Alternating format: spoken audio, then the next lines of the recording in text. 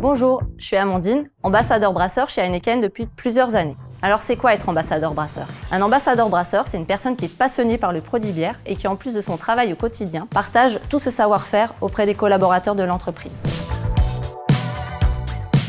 Alors ce sont les Allemands qui ont inventé le sous-bock pour la première fois en 1867, d'où son nom germanique, le Bierdeckel. En revanche, à son origine, le sous-bock se plaçait pas en dessous du verre, mais au-dessus du verre. Et il y a une raison derrière tout ça. Quand on place le sous-bock en dessous du verre, on protège la table de l'humidité, de la condensation et aussi des débordements. Lorsque le sous-bock est placé au-dessus du verre, on protège la bière de l'oxydation, mais aussi des insectes qui sont dans l'environnement. Quand on se penche dans les archives du sous-bock, on s'aperçoit qu'à la base, le sous-bock n'était pas en carton, mais c'était une soucoupe en faïence ou en porcelaine. Mais tout cela a un prix.